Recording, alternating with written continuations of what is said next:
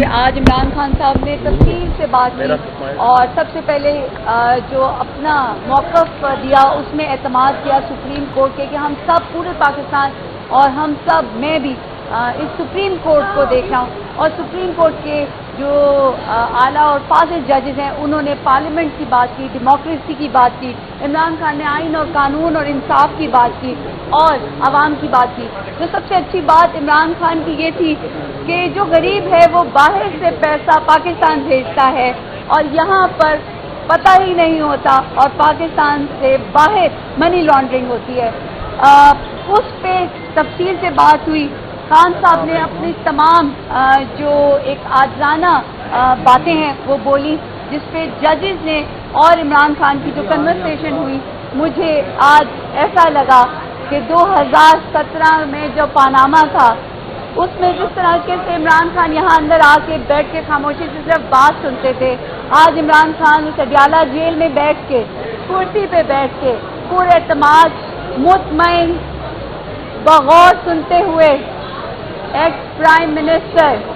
اور کمپوز ہو کے آج انہوں نے بات کی اور آخر میں جب دوبارہ جج نے ان سے چیف جسٹس نے کہا کہ آپ نے کوئی بات کرنی ہے تو وہ اپنی بات مکمل کر چکے تھے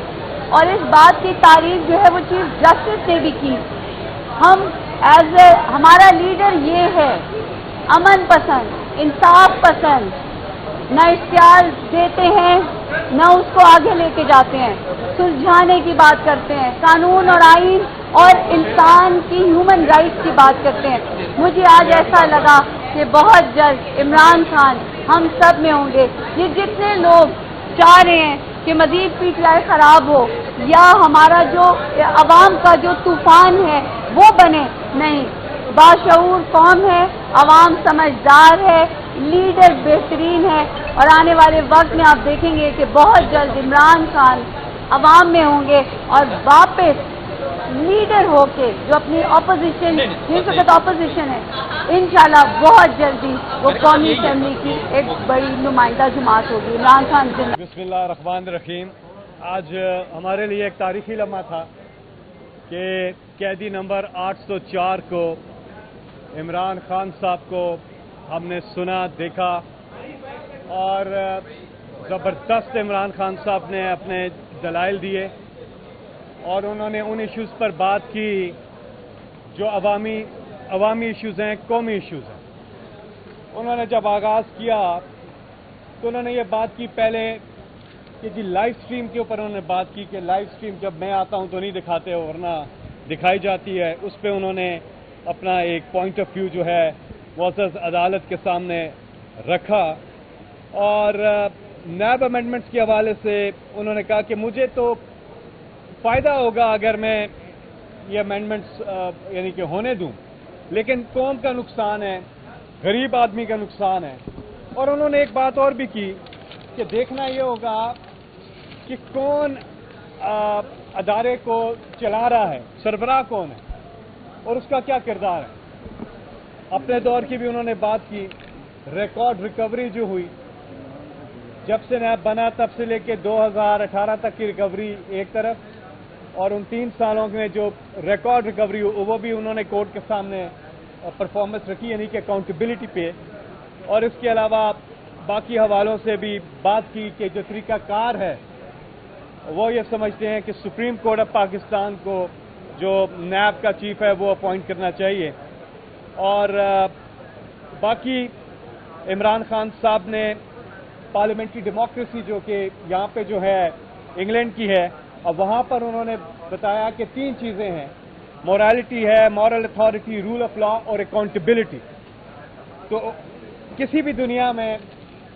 جو سب سے بڑا جو نقصان منی لانڈرنگ کے اوپر کا زیادہ فوکس تھا کہ جو ہماری طرح کے ملک ہوتے ہیں دنیا میں، وہاں پہ سب سے بڑا جو نقصان چیز کرتی ہے کرپشن اور اس کے اوپر منی لانڈرنگ، یعنی کہ جو پیسہ انلیگل چینلز کے ذریعے بیرون ملک بھیجا جاتا ہے اور وہاں پہ اربوں روپے کی پراپرٹیز بنائی جاتی ہیں۔ سب سے زیادہ جو نقصان ہو رہا ہے پاکستان کو وہ یہ منی لانڈرنگ ہے۔ اس حوالے سے انہوں نے معزز عدالت کے سامنے بات کی اور باقی تفصیلات آپ کو رپورٹرز نے بھی دی ہوں گی جو کمرہ عدالت میں موجود تھے، لیکن الیکشن کے حوالے سے خاص بات کی کیونکہ ساری چیزیں کنیکٹڈ ہیں. مثال کے طور پہ ایک جج صاحب نے پوچھا کہ آپ پارلیمنٹ میں کیوں نہیں بیٹھے؟ پھر آپ کی جب نو کانفیڈنس آیا اس کے بعد آپ نے کیوں استعفے دے دیے؟ تو آپ بیٹھتے اور آپ ان کو یہ جو امینڈمنٹس ہو رہی تھی آپ ان کے خلاف ووٹ کرتے یا اپوزیشن کرے ان پارلیمنٹ. تو اس پہ عمران خان صاحب نے اپنا موقف دیا کیونکہ آپ کو پتا ہے کہ سائفر کا بھی فیصلہ تو آ گیا ہے اور وہ جو بھی ہوا جس طریقے سے ہٹایا گیا تو عمران خان صاحب نے کہا کہ میں اگر پارلیمنٹ میں بیٹھتا تو میں انہیں لیجیٹیمیٹ کر دیتا, جو کہ ایک غلط طریقے سے جنہوں نے آ کے جو پوری چیز کی ہے وہ جو اب آپ کے سامنے آ چکی ہے. انہوں نے کہا عدالت سے کہ سپریم کورٹ آف پاکستان پر پوری قوم کی نظریں ہیں اور جو کچھ پاکستان میں ظلم بربریت اور ایک فاشزم ہو رہی ہے اس حوالے سے انہوں نے کہا کہ تمام نظریں سپریم کورٹ آف پاکستان پر ہیں. اور اس حوالے سے آپ سب جانتے ہیں کہ عمران خان صاحب نے 2 پٹیشنز بھی داخل کی ہوئی ہیں, ایک الیکشن کے حوالے سے اور دوسرا جو ہیومن رائٹس وائلیشن ہے اس حوالے سے وہ سپریم کورٹ کے سامنے رکھی ہوئی ہیں اور ہم امید کرتے ہیں کہ وہ جلد سنی جائیں گے. عمران خان خود پیش ہو کر اسی طرح اپنا جو ہے وہ اس پہ بھی موقف جو ہے وہ بیان کریں گے. یہاں پہ بات ہوئی بات چیت کی اور پارلیمنٹ سے, اور انہوں نے وہاں پر ہم 2 پارلیمنٹیرینز موجود تھے تو انہوں نے بلایا فاروق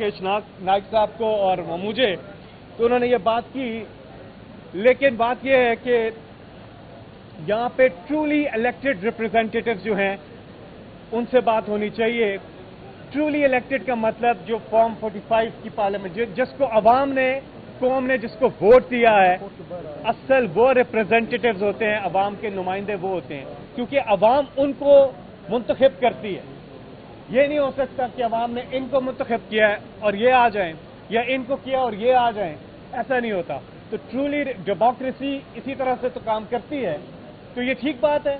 لیکن جو ٹرولی الیکٹڈ ریپرزینٹیٹیوز ہیں ان کے ساتھ میں آپ کو یہاں پہ ایک مثال بھی دیتا ہوں کیونکہ وہاں تو بات کرنے کا موقع اس طرح سے نہیں ملا. لیکن فیٹف کی لیجسلیشن آپ کو سب کو یاد ہوگی, وہ اینٹی منی لانڈرنگ لیجسلیشن تھی. اینٹی منی لانڈرنگ لیجسلیشن تھی. عمران خان وزیر اعظم تھے, انہوں نے ان کو دعوت دی اپوزیشن پارٹیز کو کہ وہ آئے پارلیمنٹ میں اور آ کے اس قانون سازی میں اپنا حصہ ڈالیں. انہوں نے بجائے اس کے کہ وہ بیٹھ کے بات چیت کرتے یا بیٹھ کے وہ کوئی چیز کرتے, انہوں نے الٹا کیا کیا کہ بلیک میل کرنا شروع کر دیا کہ ہم آپ کو فیٹف میں ووٹ نہیں کریں گے, منی لانڈرنگ کے خلاف ووٹ نہیں کریں گے اینٹی منی لانڈرنگ لا کے حوالے سے, بلکہ ہم کیا کریں گے, ہم یہی جو NRO جو نیاب اپینڈمنٹس جو یہ لے کے آنا چاہ رہے تھے,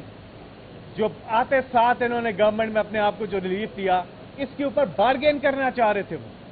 یعنی بجائے اس کے کہ ایک عوامی مفاد کی لیجسلیشن کے اوپر آ کے اس کے اوپر اپنا نقطہ نظر دیں, یہ بارگین کرنے لگ گئے. تو عمران خان صاحب, اور پھر کووڈ میں